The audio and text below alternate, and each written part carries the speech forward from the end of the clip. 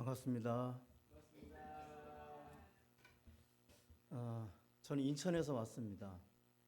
1시간 한 40분? 멀지 않은 곳인데 원주에는 개인적으로 뭐 아는 곳이 없고 아는 사람도 없고 이 교회도 처음이고 하나 인연이 있다고 하면 제 큰아이가 원주 공군 제8비행단 거기서 근무할 때 한번 방문한 적이 있는데 그 부모님들을 초청을 해서 그 에어쇼를 보여주더라고요. 그래서 아주 멋진 기억이 있는 곳이 이제 원주고, 저는 제 왼쪽 가슴에 그 SFC 배지가 달려 있는 것처럼 그 SFC 간사로 지금 사역을 34년째 하고 있고요. 제가 간사를 하면서 강원대에 한번 캠퍼스 신방을 몇 번 온 적이 있는데 뭐 그런 거 외에는 원주하고는 별로 인연이 없지만 오늘 여러분과 인연을 맺게 돼서 반갑고 또 환영해 주시는 거 맞죠? 예. 감사합니다. 오늘은 매력적인 교회 또 매력적인 성도 이런 제목으로 잠깐 말씀을 함께 나누도록 하겠습니다. 제 첫 인상이 어때요? 별론가요? 괜찮아요? 멋져요? 예. 왜 멋질까요? 잘생겼기 때문이겠죠? 예. 그러니까 사람이 딱 보면 첫 인상을 결정하는 게 뭘까요? 일단 외모겠죠. 잘생겼느냐, 예쁘냐, 어떤 옷을 입었느냐. 저처럼 헤어스타일이 좀 특이한, 원래 이렇지는 않았는데 제 제자가 그 미용사인데 파마를 했어요. 하루 만에 다 풀린 거예요. 그래서 가서 따졌어요. 얘야, 왜 하루 만에 다 풀렸느냐? 다시 해드릴게요. 다시 안 풀리게 한다고 했는데 뭐 이렇게 만들어놨어요. 저도 지금 제 헤어스타일이 좀 어색하긴 하지만 그래도 멋지기도 한 것 같기도 하고 뭐 그렇습니다. 그런데 이제 외모를 통해서 우리가 얻는 매력은 시간이 지나면 사실은 아무것도 아니에요. 그래서 젊은 친구들은 남자 친구, 여자 친구를 선택할 때 일단 이쁘고 잘생겨야 되잖아요. 그게 첫 번째 조건 아닙니까? 아니에요? 없어서 잘 모르는구나. 예. 그런 것들이 일반적인 우리의 성향인 것 같습니다. 그래서 그 사람의 매력을 느끼게 되는데 시간이 지나면 외모가 아니고 그 사람의 마음의 됨됨이가 그 사람을 평가하고 그 사람이 진정한 매력이다라는 사실을 이제 느끼게 되는 것이죠. 여러분은 매력적인 사람입니까? 아멘. 예. 아멘 하는 사람이 한 3사람 정도 되는데 한번 옆 사람한테 물어보세요. 내 매력이 뭐야? 물어보세요. 한번 물어보세요. 예. 예. 답을 못 찾는군요. 매력이 없으신가? 예. 사람에게는 그 끌어당기는 매력이 있잖아요. 그러니까 교회도 사실은 그런 매력이 필요해요. 원주시에 있는 많은 교회들이 있겠지만 여기 교회를 오면 사람들이 이 교회를 통해서 어떤 매력을 느낄지 그 매력이 있어야 또 함께하고 또 교제하고 나눔이 있는 것입니다. 그런데 사람에게 있는 매력은 시간이 지나면 또 바뀔 수도 있지만 교회의 매력은 어떤 것이어야 되느냐. 다니엘서 12장 3절에 보면 많은 사람들을 옳은 대로 인도하는 자는 별과 같이 비출 것이다 라는 말씀이 있는데 그런 말씀처럼 교회의 매력은 영혼을 예수께로 인도하는 일이기 때문에 다른 그 어떤 매력보다 빛나는 그것도 별처럼 빛나는 매력이 필요하다라는 말씀입니다. 제가 처음 방문한 교회에 여러분의 교회에 어떤 매력이 있는지 제가 알까요? 모를까요? 모르겠죠. 어떻게 알겠어요, 제가. 그런데 제가 한 10시경에 와서 강도사님하고 이런저런 얘기하고 예배 분위기를 살펴보니까 가슴이 좀 뜨거워졌어요. 그러니까 이런 게 매력인 거죠. 첫 인상에 대한 매력. 찬양 인도하시는 사모님이 저분이 사모님이야, 부흥 집회 인도하시는 분이야 랄 정도로 그 뜨거움의 열정이 느껴지니까 이런 모습들이 교회가 가지고 있는 아름다운 빛나는 그런 매력들인 것입니다. 그런데 이제 로마서에서 이 매력에 대한 이야기를 하는데 매력을 로마서에 있는 오늘 본문에 있는 말로 바꾸면 은혜라고도 바꿀 수 있습니다. 그래서 여러분의 교회는 좀 전에 말씀드린 것처럼 아주 별처럼 빛나는 은혜, 매력이 있느냐, 그 부분을 오늘 제가 여러분에게 좀 찾아드리려고 그래요. 만약 여러분의 교회를 어떤 사람에게 소개할 때 자랑해야 될 거 아니에요. 아, 우리 교회 오면 안 돼. 절대로 오면 안 돼. 우리 교회 오면 영원히 망해. 뭐 이렇게 소개할 수는 없잖아요. 뭐 어떻게 소개해야 되겠어요? 우리 교회 오기만 해봐. 너무너무 행복해.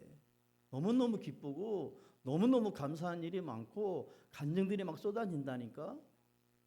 그렇잖아요. 이렇게 소개를 해야 되는데 이것만 가지고는 사실 실제적인 일이 아니니까 구체적으로 어떤 매력을 우리가 갖고 있어야 교회가 좀 더 매력적으로 많은 사람들에게 빛날 수 있을까?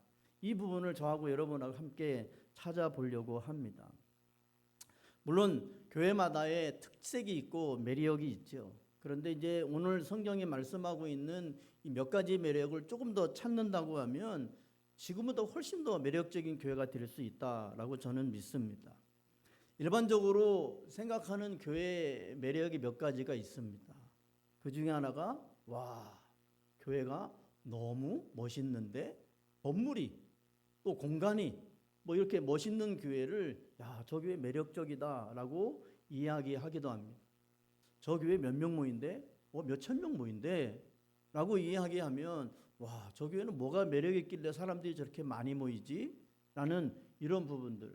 저 교회가 뭐 하는데 아마 저 교회는 이런저런 많은 사역을 하고 있는데 동네 주민들에게 주차장도 개방하고 또 이런저런 일로 인해서 주민들을 많이 섬긴대. 이런 얘기를 하는데 이런 매력의 핵심은 영혼 구원과는 아무 상관이 없는 거예요. 그건 교회의 진짜 매력이 아니라는 것입니다.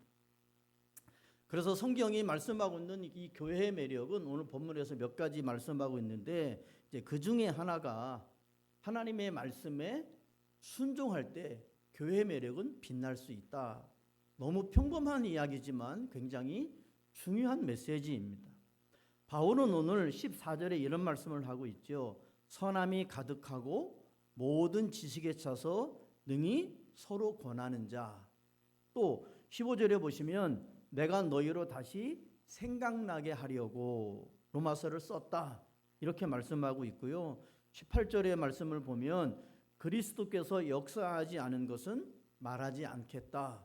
이런 메시지를 좀 이야기하고 있습니다. 그러니까 이 세 구절에 있는 말씀을 전체적으로 한번 정리해 보면 바울은 로마 교회 성도들을 그리워하고 있는 거예요. 보고 싶은 거예요. 여러분 일주일을 살아가면서 성도들이 보고 싶었습니까? 강도사님이 보고 싶었어요? 안 보고 싶었나 본 것 같은데. 그러니까 교회 성도들이 막 보고 싶어야 돼요. 강도사님은 일주일 내내 주일을 준비하면서 누가 제일 보고 싶을까요? 성도들이 제일 보고 싶은 거예요. 그러니까 그리운 거예요. 같이 예배하고 같이 밥 먹고 같이 커피 마시고 같이 이야기하고 이런 것들이 그리운 거예요. 그래서 그 그리움에 편지를 썼다고 이야기하고 있습니다. 그게 뭐예요? 그런 게 은혜인 거예요. 성도가 물론 14절에 있는 것처럼 영적 선함도 있고 지식도 갖추고 중요하죠. 교리도 배워야 되고 성경도 배워야 되고 많은 것들을 배워야 되지만 가장 중요한 것은 지식보다는 영적 선함보다는 하나님의 말씀을 잘 듣고 순종하는 게 진짜 매력적인 거죠. 성경을 잘 몰라요. 성경의 내용이 어떤 내용인지도 잘 모를 수 있어요. 교리가 어떤 건지 잘 모를 수 있어요. 그런데 하나님의 말씀을 듣고 그 말씀을 실천하기 위해서 너무 애쓰는 모습을 보면 너무나 감동적인 은혜가 임하는 것이죠. 교회가 성도에게 왜 하나님의 말씀을 선포할까요? 왜 가르칠까요? 그 목적은 다른 데 있지 않습니다. 세상에 살면서 하나님의 백성답게 살면서 이기라고, 승리하라고, 죄에 지지 말고 의로 세상에 있는 모든 죄악들을 싸워서 이기라고 하나님의 말씀을 선포하고 하나님의 말씀을 가르치는 것입니다. 성도의 무기가 뭐예요? 돈이 아니에요. 외모가 아니에요.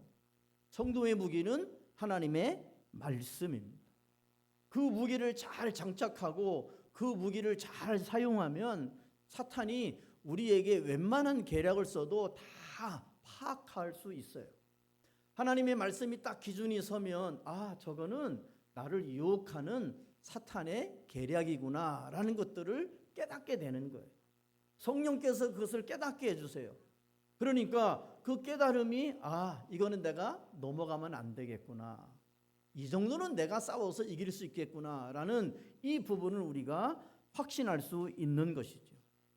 여러분들은 바른 신학 또 사상으로 무장이 된 목회자에게 말씀을 듣고 배우고 있다. 이거 너무 감사하셔야 돼요. 아멘을 더 크게. 이거 감사해야 되는 거예요. 왜냐하면 여기다 오다 보니까 이단 교회들도 많고 그렇잖아요. 요즘 대학가에서 신천지들이 얼마나 포교 활동을 많이 하는지 몰라요. 근데 그런 데 빠지지 않고 하나님의 말씀에 입각해서 하나님의 말씀을 어떻게 하든지 바르게 가르치려고 하는 강사님과 함께 신앙생활하는 여러분들은 행복한 거예요. 그게 교회의 매력인 것이죠. 그래서 그 매력이 조금 더 나타나려면 어떻게 해야 되냐면 그 배운 말씀이 여러분의 삶에 있어서 능력으로 나타내야 되는 거예요. 말씀을 들으면 뭐예요? 우리 강사님 설교를 잘해. 그래서 주일날 설교 들을 때마다 너무너무 은혜를 받아. 그래서 내가 너무너무 감사해. 그걸로 끝이면 아무것도 아니에요. 그 받은 말씀을 어떻게 내 삶 가운데 적용시켜서 내 삶을 더 풍요롭게, 더 빛나게, 더 매력적으로 사람들에게 보일까라는 이 결단과 이 행동과 이 결과가 나타나야 되는. 그래서 주일날 교회에 올 때 저 문을 열고 들어올 때 내가 일주일 동안 이렇게 열심히 신앙생활해서 이겼다, 승리했다. 주님, 제가 승리의 전리품을 주님 앞에 드립니다 라는 그런 고백을, 그런 설레임을 가지고 저 문을 열고 들어오셔야 되는 거예요. 그게 교회가 매력적으로 빛나는 모습이고 하나님의 말씀에 순종하는 성도들의 매력적인 모습인 것이죠. 사람이 중심인 교회는 재미있을 수 있어요. 왜? 사람이 중심이니까 즐겁잖아요. 먹고 놀고 게임하고 소풍 다니고 얼마나 재밌겠어요. 그런데 그런 교회들은 그걸로 끊임없이 계속해서 성도들에게 매력을 끌 수가 없어요. 진짜 성도의 매력은 하나님의 말씀을 원칙으로 지키도록 끊임없이 계속해서 말씀을 선포하고 그렇게 살았는지 확인하고 그렇게 살지 못한 모습들 같이 손에 손을 잡고 울면서 회개하고 그래서 주님 앞에 더 뜨거운 마음으로 우리 신앙생활 합시다라고 다시 결단하고 그리고 저 문을 열고 나가서 일주일 동안 우리의 삶의 현장, 삶의 영역 속에서 힘있게 살다가 다시 돌아올 때는 지난주와 다른 우리의 모습들이 비춰질 때 그게 교회의 매력인 것이죠. 그런 모습들을 우리의 불신자들에게 비춰주면 불신자들이 그 매력을 보고 당신은 뭔가 다른 것 같다. 이게 진짜 예수 믿는 사람들의 모습인 것 같다라는 감동을 우리가 줄 수 있는 것입니다. 어린이부터 어른에 이르기까지 이렇게 한자리에 모여서 예배하고 교제하고 나누고 이런 모습들이 우리들만의 모습이 아닌 더 많은 사람들에게 나누고 베풀 수 있는 그런 모습, 그런 성도, 그런 교회가 우리 주변에 있는 모든 사람들에게 임할 때 교회는 부흥하게 될 줄 믿습니다.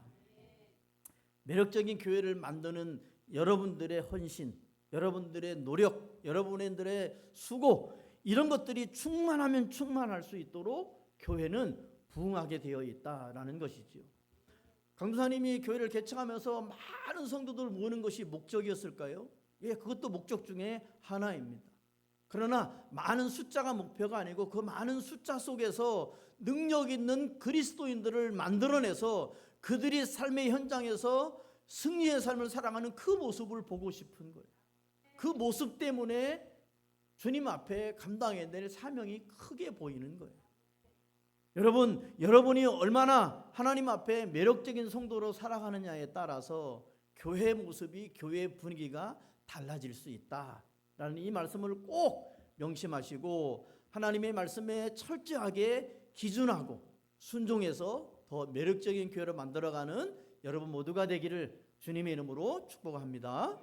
또 하나의 매력적인 교회의 모습은 영혼 구원의 은혜가 넘칠 때 교회의 매력은 빛날 수 있다. 19절의 말씀이 그렇습니다. 19절 우리 한번 다 같이 한번 읽어볼까요? 19절 시작. 표적과 기사의 능력으로 성령의 능력으로 이루어졌으며 그리하여 내가 예루살렘으로부터 두루 행하여 일루이군까지 그리스도의 복음을 편만하게 전하였노라. 바울이 이렇게 복음을 전했다는 얘기잖아요. 그러니까 예루살렘은 많이 들어보셨죠? 근데 안 가보셨죠? 저도 안 가봤습니다. 그런데 우리에게 예루살렘은 익숙하잖아요. 그러니까 지도상으로 보면 뭐 동남쪽 끝부분에 있는 곳이 예루살렘이고 여기 일루리군이라고 나오잖아요. 성경에 있는 지명들이 사실은 오늘날에도 여전히 유효한 지역들이 많이 있습니다. 여기 일루리군이라고 하는 부분들은 유고슬라비아라고 할 수 있나요? 그쪽 서북쪽 끝. 그러니까 동남쪽 끝에서 서북쪽 끝까지 복음을 전했다. 그런데 그 사이는 어디냐면 아시아입니다. 그러니까 동남쪽 끝에서 서북쪽 끝까지 복음을 전하면서 그 중간에 있는 아시아에는 어떻게 복음을 전했냐면 편만하게 전했다. 그렇게 19절에 이야기하고 있잖아요. 이 편만하다라는 말은 우리나라 말로, 편만하다도 우리나라 말이긴 합니다만 이걸 조금 더 쉽게 설명하면 구석구석에 빠짐없이 복음을 전했다. 이런 뜻입니다. 그러면 바울이 이 모든 지역의 구석구석을 다 갔느냐? 그런 의미가 아니고 바울이 갈 수 있는 모든 지역을 다 찾아서 복음을 전했다라는 그런 의미입니다. 그러면 바울은 사실 우리가 알기에는 지금의 튀르키예나 그리스나 로마나 뭐 이런 지역을 중심해서 복음을 전한 사람인데 아시아라고 이야기할 때는 요한계시록에 아시아 뭐 7교회가 나오잖아요. 그쪽 지금의 튀르키예 서쪽 방향에 있는 그 7개 지역, 그 아시아뿐만 아니고 로마에도 갔습니다. 로마서 1장에 보면 바울이 로마에 가고 싶었던, 그렇게 간절하게 가고 싶었던 이유가 딱 하나 나오는데 복음의 빚을 졌기 때문이다. 혹시 집에 빚이 있으신 분 손 들어보세요. 이 교회도 빚이 있나요? 빚이 있으면 어때요? 마음이 일단 무겁잖아요. 이자도 갚아야 되고 이거 언제 다 갚나 그런 생각이 듭니다. 카드 쓰는 것도 다 빚이잖아요. 다음 달 갚아야 되니까. 이 빚이라는 거는 일반적인 빚도 마찬가지지만 복음의 빚을 지고 있다고 하는 사실은 어떻게 갚아야 돼요? 전하면 되는 거예요. 그러니까 바울은 여기 예루살렘에서 일루리군까지 그리고 아시아에서 편만하게 복음을 전했다라고는 단 한 가지 이유는 자신이 복음의 빚을 졌기 때문에 이 빚을 어떻게 하든지 갚아야 했기 때문에 그런 것입니다. 그런데 바울이 로마에 그렇게 가기를 원했습니다만 여러 번 길이 막혔어요. 쉽지가 않았어요. 다 말씀드릴 수는 없지만 그래도 바울은 로마에 갔습니다.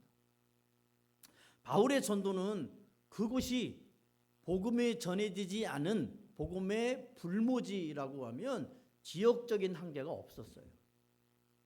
사실 우리가 알고 있는 것처럼 바울이 로마에 이르기까지 얼마나 많은 환난을 당했습니다. 1, 2, 3차 전도여행을 다 마치고 예루살렘에 가서 계속해서 재판을 받고 또 신문을 받고 죄수로 끌려서 로마까지 그렇게 가는 과정도 광풍도 만나고 많은 사람들이 죽음의 위기에 빠졌지만 또 그것도 바울의 기도로 인해서 구원받기 이런 모든 부분들. 그래서 로마에 딱 들어갔는데 바울이 딱 감옥에 갇힙니다. 요즘 말로 말하면 자택연금 2년 동안 그곳에서 또 바울은 성경을 또 기록하고 있습니다. 이런 모든 모습들을 보면 바울이 전한 복음의 지역적인 한계도 없고 또 민족적인 한계도 없는 이런 모습을 우리에게 보여주고 있습니다. 그런데 바울이 그렇게 로마 교회를 방문하고 싶은 이유가 있었어요. 그 이유는 오늘 24절에 이렇게 말씀하죠. 얼마간의 기쁨을 갖기 위함이라. 그러니까 저는 이 본문을 보면서 아니 왜 교회를 로마를 방문하고 로마 교회 성도들을 만나고 싶어서 방문하는 이유가 얼마간의 기쁨일까? 아니 너무 큰 기쁨 뭐 이런 것이 아니고 얼마간의 기쁨. 그러니까 이 부분은 바울은 로마가 최종적인 전도 목적지가 아니었던 거예요. 더 가고 싶었던 거예요. 좀 이따가 말씀을 드리겠습니다만 바울이 로마 교회 성도들을 잠시 만난다라는 말은 그곳에 머물러서 복음을 전하고 또 다른 목적지가 있다고 하는 사실을 보여주고 있는 것이죠. 물론 큰 목적이 하나 있다고 하면 로마 교회가 바울이 하고 있는 이 선교 사역을 후원하고 함께하는 돕는 이런 일을 하려고 했던 것이죠. 그래서 오늘 23절 24절에 보면 이런 말씀이 있죠. 서바나로 갈 때에 지나가는 길에 너희를 보고 너희의 그리로 보내줌을 바람이라. 이런 메시지들이 있습니다. 이 메시지는 이런 이야기예요. 바울은 로마라고 하는 곳을 잠시 머물러서 그곳에서 복음을 전하고 어디로 가고 싶다고요? 서바나로 가고 싶은 거예요. 서바나는 오늘날로 말하면 그때 당시에 지구 끝이라고 생각했던 곳이 스페인이에요. 여기 서바나는 여러분이 알고 있는 것처럼 스페인을 말하는데 바울의 최종적인 목적지는 스페인이었습니다. 서바나였죠.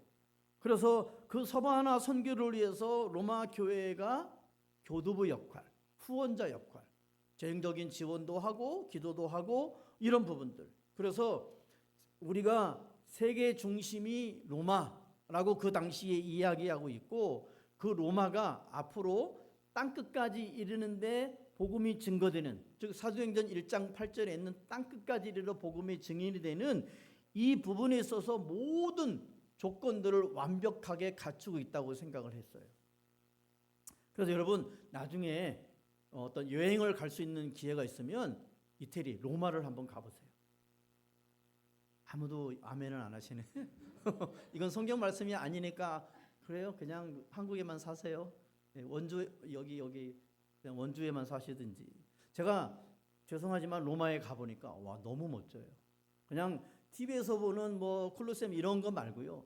로마가 가지고 있는 이태리가 가지고 있는 이런 모습들이 왜 성경적으로 로마가 대제국이 됐는지, 이 대제국을 바울이 어떻게 복음을 전하는 전초기지로 사용하고 싶었던지 이런 것들을 느끼니까 단순히 그냥 로마라고 하는 거대한 대제국의 모습이 아닌 선교적인 관점에서의 모습은 너무너무 굉장했습니다. 그런 모든 모습들 속에서 바울은 이 로마의 매력적인 교회와 또 성도들을 통해서 뭘 하고 싶었던 거예요? 선교를 하고 싶었던 거잖아요. 선교의 목적이 뭐예요? 구원받지 못한, 복음을 듣지 못한 영혼들에게 복음을 전하는 거잖아요. 원주시 장로교회에 이곳에 세운 목적이 뭘까요? 복음을 듣지 못한 사람들에게 복음을 듣게 하는 것이 1차적인 목적이잖아요. 모든 교회가 가지고 있는 공통적인 목적이고 모든 성도들이 이 땅에 존재하는 이유와 목적이 바로 거기에 있는 것입니다. 여러분이 이 세상에서 가장 매력적으로 보일 때가 언제일까? 당연히 오늘 본문에 있는 것처럼 하나님의 사역에 쓰임받을 때가 가장 매력적인 거예요. 여러분 영혼 사역에, 영혼 구원 사역에 쓰임받는 일만큼 이 세상에 매력적인 일이 또 어디 있겠는가? 저는 그렇게 믿습니다. 그래서 제가 매력적인 사람인 거예요. 아유, 강사님만 아멘 하시네. 기분이 조금 안 좋아지는데. 저만 매력적인 사람입니까? 여러분 모두 다 매력적이신 분입니다. 왜요? 우리가 예수 때문에 사려니까. 우리가 복음 때문에 살기 때문에 그래요.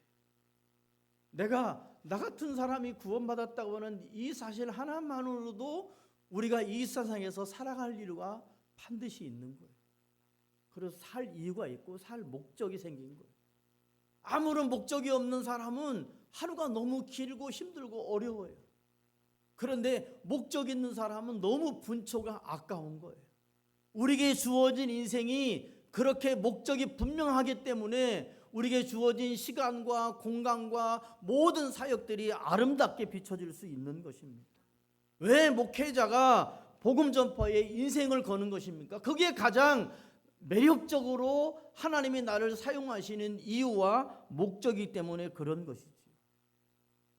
제가 왜 SFC라고 하는 이 사역에 올해가 제가 34년 차라고 말씀드렸잖아요. 왜 이 사역을 할까요? 너무 매력적이니까 하는 거예요. 그 사역의 매력을 느꼈기 때문에 여기에 목숨 걸고 지금까지 살아온 거예요.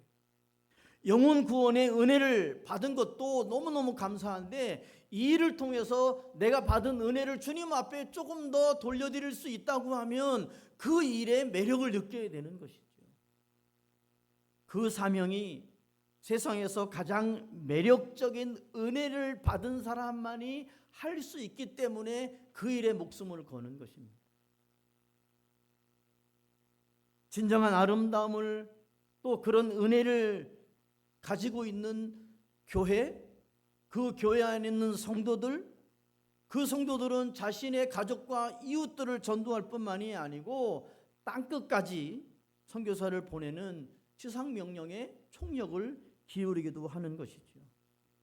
여러분, 영혼을 구원하는 시대적인 사명에 교회가 움직이지 않고 투쟁하지 않는다면 교회 존재 이유가 없는 것입니다. 이런 일에 우리가 헌신하지 않으면 성도가 이 땅에 살아있는 이유가 없는 것이죠. 왜 하나님이 저와 여러분들을 아직도 살려둔지 아십니까? 아직 사명이 남았기 때문이잖아요. 그 사명의 중심에는 영혼 구원에 대한 우리의 열정이 필요한 거예요. 당장 저 문을 열고 나가서 원주 시내를 돌아다니면서 복음을 전하라, 그 말이 아닙니다. 물론 그런 것도 필요하겠죠. 그러나 그것보다 더 필요한 것은 우리의 삶의 영역 속에서 하나님이 나에게 주신 이 은혜를 더 많은 사람들에게 나누고 베풀 수 있어야 된다는 사실입니다. 그게 교회가 매력적으로 느껴지는 두 번째 이유입니다. 마지막 세 번째 이유는 25절에 그런 말씀이 있습니다. 우리가 안 읽었으니까 25절을 한번 찾아서 읽어볼까요? 읽어보겠습니다. 시작. 그러나 이제는 내가 성도를 섬기는 일로 예루살렘에 가노니. 왜 간다는 거예요? 성도를 섬기는 일. 그러니까 섬기고 나누는 은혜가 넘칠 때 교회의 매력은 빛날 수 있다. 세 번째 이야기입니다. 바울은 로마에 가기 전에 아까 말씀드렸던 것처럼 예루살렘에 먼저 방문했습니다. 그 목적은 마게도냐와 아가야 교회들의 구제연금을 전달하기 위해서요. 이렇게 말씀드리면 무슨 말인가 라고 생각하실 것 같아서 잠시 말씀을 드리면 이 마게도냐라고 하는 지역은 여러분이 잘 알고 있는 빌립보, 데살로니가, 베레아 들어보셨죠? 그런 교회들이 있는 지역을 그냥 통틀어서 마게도냐 이렇게 부르고 지금의 그리스의 저 북쪽 지역에 있는 교회들이고 제가 가보니까 자꾸 가봤다는 얘기를 해서 저만 가본 것 같아서 미안한데 그래도 가봤으니까 생생하게 전달할 수 있잖아요. 튀르키예에서 넘어가면 여러분이 알고 있는 것처럼 바울이 아시아에서 복음을 그만 전하고 유럽으로 갈 때 가장 먼저 간 곳이 빌립보였잖아요. 그 빌립보를 통과하면 데살로니가는 마게도냐 지역의 수도라고 불릴 정도로 큰 도시입니다. 지금도 그대로 테살로니카라고 이렇게 불려지고 있고. 그러니까 그런 부분들을 통틀어서 성경에는 마게도냐 지방, 지역 이렇게 부르고 아가야 지방은 최초의 올림픽이 열렸던 곳이 아테네잖아요. 성경은 그곳을 아덴이라고 표현하고 있고 그 아덴 옆에는 고린도라고 하는 큰 코린토라고 하는 도시가 있습니다. 그래서 고린도, 아덴, 그 파르테논 신전이라고 들어보셨죠? 학교에서 그 파르테논 신전이 있는 곳이 아테네라고 하는 그래서 그 파르테논 신전 바로 밑에 바울이 철학자들과 이렇게 논쟁했던 아레오바구 언덕도 있어서 그 아레오바구 언덕에서 보여지는 파르테논 신전의 모습을 보면서 느끼는 감정이 아주 묘합니다. 이곳에서 바울이 철학자들과 논쟁을 벌였는데 그것은 우상을 섬기는 신전이 크게 있고요. 그러니까 이런 여러 가지 모습을 보면 이 고린도 지역과 저 빌립보 중심한 마게도냐와 아가야 지방에 있는 성도들이 지금 뭘 모은 거예요? 헌금을 모은 거예요. 요즘으로 하면 선교비를 모았다 이렇게 볼 수 있죠. 그걸 어디에다가? 예루살렘에 예루살렘 교회에 전달하기 위해서 가는 겁니다. 그러니까 이 이야기가 사도행전 11장에 이렇게 나와 있는 이야기를 보면 로마의 글라디오 황제 때 큰 흉년이 이제 들었는데 그 흉년 때문에 예루살렘 교회가 힘들어졌어요. 그래서 이방 교회들이 예루살렘 교회를 위해서 특별 헌금을 내서 이 헌금을 누가 가지고? 바울이 가지고 예루살렘 교회로 가는 겁니다. 그래서 로마 교회를 방문하기 전에 예루살렘 교회를 방문하면서 29절에 이렇게 말씀하고 있죠. 그리스도의 충만한 축복을 전하기를 그렇게 원했다. 교회는 이처럼 그리스도의 충만한 축복을 그 복음을 나눌 때 더 매력적이다라는 말씀입니다. 여러분, 우리 주변에 환난을 당한 자들이 있습니다.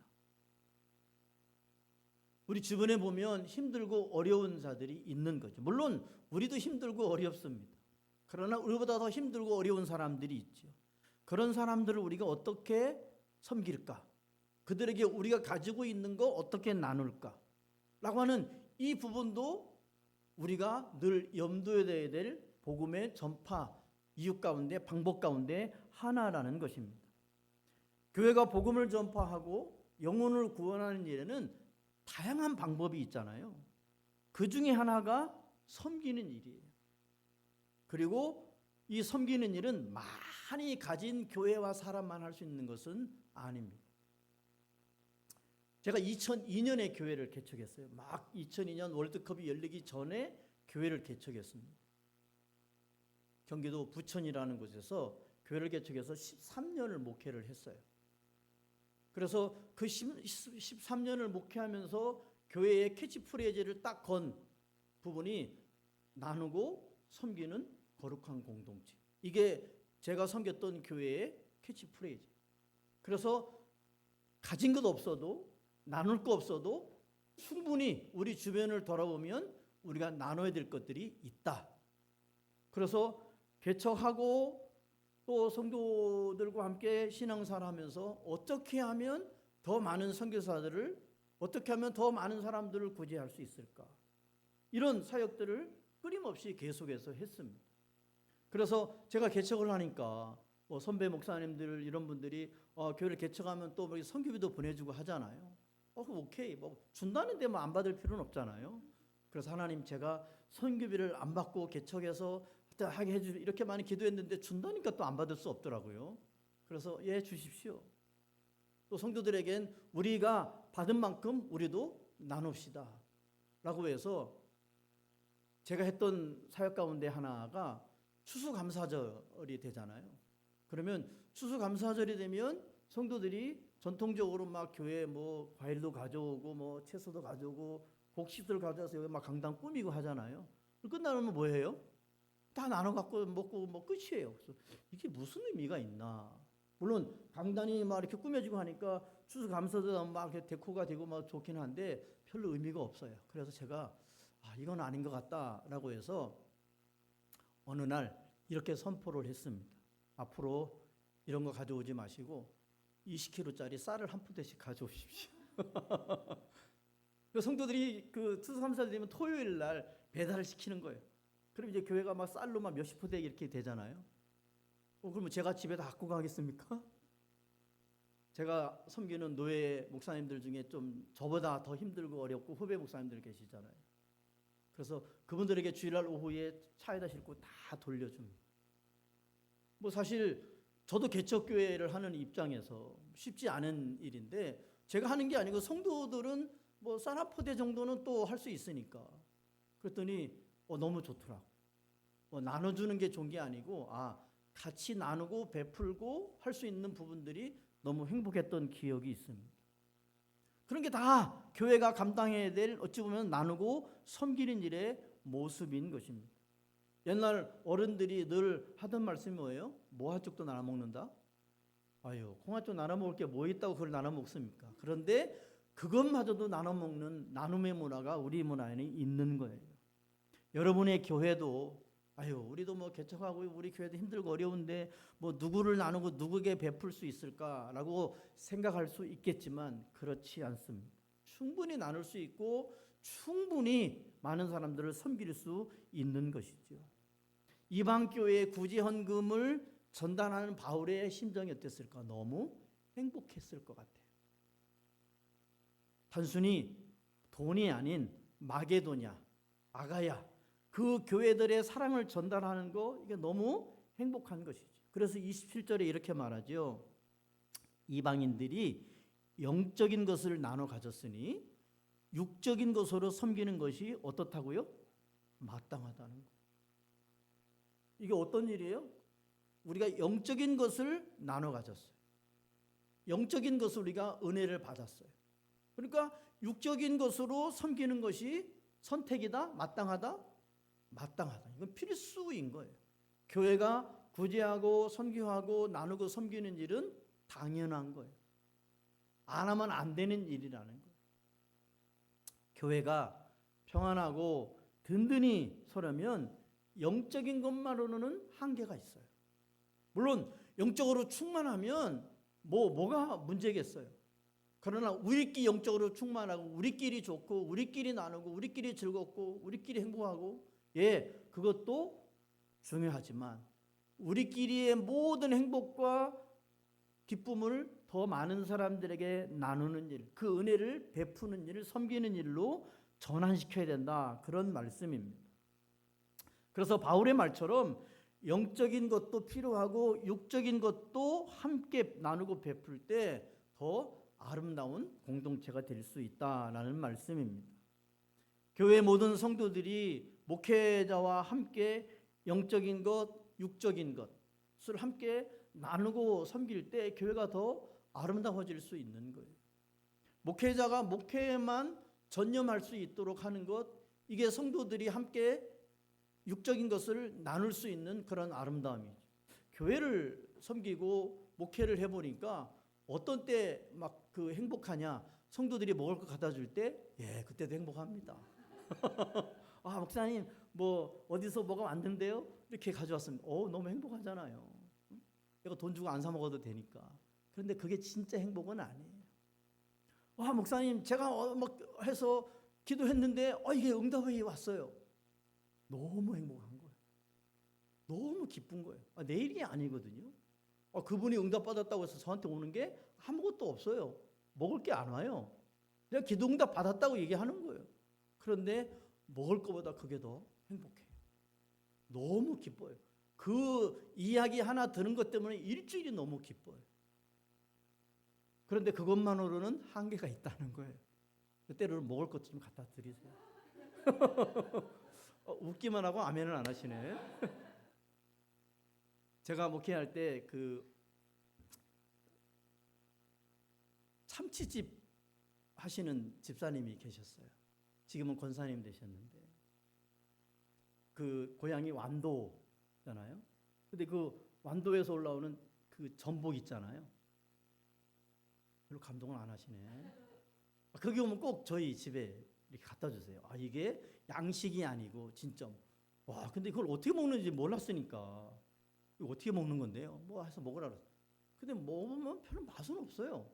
전복이 뭐 막 고소하고 이런 게 아니에요. 근데 이게 좋은 거라니까. 그러니까 그런 거 하나에 이분이 단순히 전복 하나의 의미가 아니고 그 속에 담겨진 목회자를 향한 사랑과 존경과 또 함께함의 그 나눔이 너무 아름다운 것이죠. 그래서 육적인 것도 필요하고 영적인 것도 필요하다는 것입니다. 정말 바울이 복음의 빚을 갚으려고 로마 교회를 방문해서 예루살렘 교회를 향해서 전심전력으로 오늘 마지막 부분이지만 30절, 31절, 32절, 33절에 보면 딱 한마디 기도 부탁을 하고 있습니다. 여러분 일주일간 기도하는 시간들이 개인적으로 많이 있으시잖아요. 그 기도 제목의 가장 큰 기도 제목이 뭡니까? 물론 우리가 기본적으로 아까 기도하신 집사님처럼 나라와 민족을 위해서도 기도해야 되고 교회를 위해서 기도해야 되고 본인의 여러 가지 기도 제목도 기도해야 되지만 교회를 위해서 기도할 때 목회자를 위해서 우리 모든 성도들의 기도 제목을 위해서 그렇게 함께 기도하면서 오후에 말씀을 가지고 나눌 때 이렇게 나누십시오. 지난주에 이런 기도 제목이 있었는데 한 주간 기도하고 열심히 살아보니까 하나님이 지금 그 기도를 이렇게 응답하고 계십니다 라는 이야기를 나눠주면 기도는 응답이 되는 거구나 라는 다른 사람을 통해서 나도 기도해야 되겠구나 라는 이런 생각을 갖게 되는 것이죠. 그런 부분들이 오늘 성경에 말씀하고 있는 그리스도의 충만한 복을 가지고 가는 겁니다. 그래서 여러분이 주일날 교회에 올 때 내가 오늘 이 그리스도의 충만한 복을 가지고 교회 가서 이것을 빨리 성도들에게 나누고 싶다라는 그런 마음을 가지고 그런 기도의 제목의 응답을 가지고 교회 오실 때 교회 오는 발걸음이 너무 행복하고 즐거울 거예요. 이게 우리들의 매력적인 신앙생활의 모습인 것이죠. 오늘의 말씀을 정리합니다. 사랑하는 성도 여러분, 매력적인 교회, 여러분 교회는 매력적인 교회가 맞습니까? 아멘입니다. 외형적인 아름다움이 아닌 거예요. 하나님의 말씀에 대한 순종, 그 순종이 삶의 현장에서 능력으로 나타나는 것, 그리고 영혼 구원에 늘 우선적으로 우리가 사명을 감당하고 그것을 나누고 섬기는 그런 아름다운 공동체로 만들어가는 것입니다.